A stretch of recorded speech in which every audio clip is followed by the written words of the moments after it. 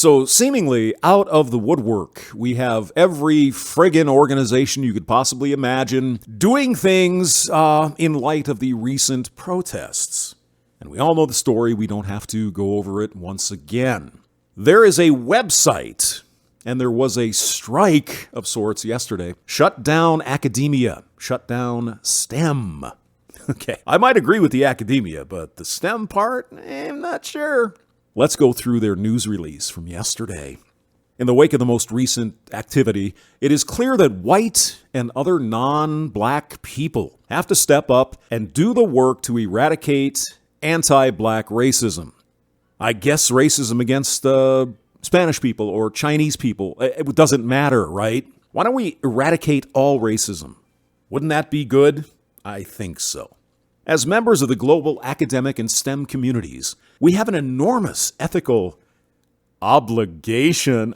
Do you see why I'm stopping on that one? Obligation. Get woke or lose your job. Just like it's happening all over the place. They continue. An ethical obligation to stop doing business as usual. No matter where we physically live, we impact and are impacted by this moment in history. Our responsibility starts with our role in society. In academia, our thoughts and words turn into new ways of knowing. Our research papers turn into media releases, books, and legislation that reinforce anti-black narratives.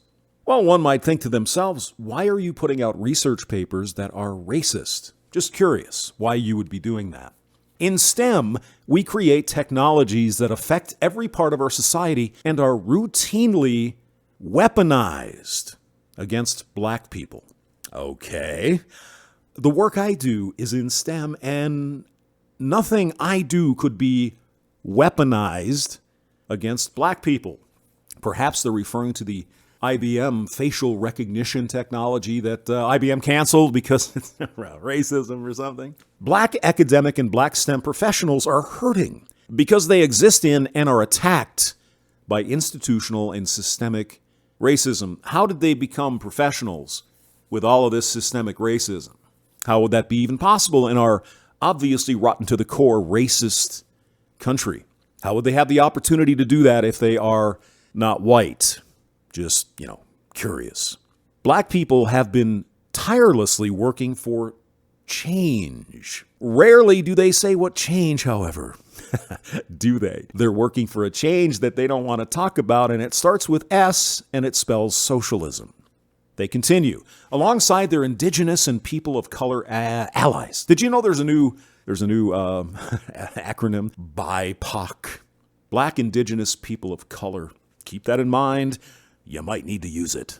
For black academics and STEM professionals, Shutdown Academia and Shutdown STEM is a time to prioritize their needs, whether that is to rest, reflect, or to act. Black people at the top of their professions in STEM and academia are somehow disadvantaged. Okay, those of us who are not black, particularly those of us who are white, of course, evil whitey, play a key role in perpetuating systemic racism. Well, speak for yourself. I am not a racist. Now, if you think you are, well, that's your business, but I'm not. I think most people aren't. But hey, what do I know? I'm an evil white guy. By default, I'm a racist, right? Isn't that about right? Direct actions are needed to stop this injustice. What injustice are you speaking of? Let's not point it out.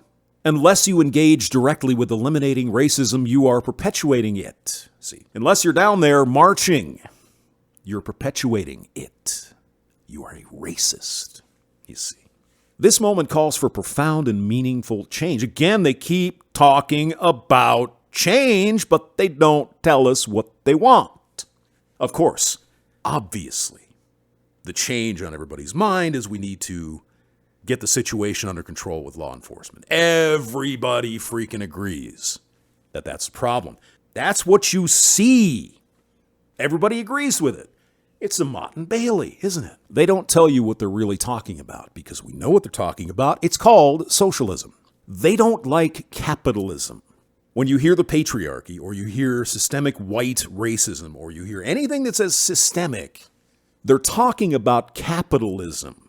Now, obviously, the tragedy we just witnessed a couple weeks ago, and may that man rest in peace, that is the visible thing we can look at. It's tangible. This is wrong. 365 million people in this country agree it's wrong, and we need to do something to train law enforcement, do something like that. But that's not all they want. It never is. Okay? This moment calls for profound and meaningful change, which is not defined. Shutdown Academia and ShutDownSTEM is the time for white and non-black people of color. Here's another new acronym, NBPOC. Isn't that sweet? To not only educate themselves, but to define a detailed plan of action to carry forward.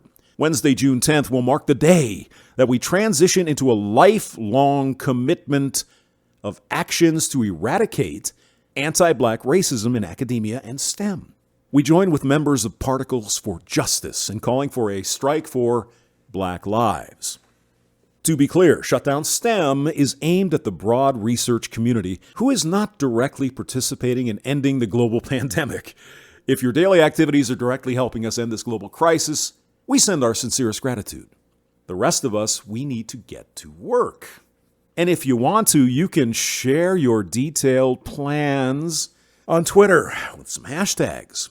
And here's the final sentence in the release. Our collective efforts will lead to eradicating anti-black racism because black lives depend on it. Yes, eliminate racism.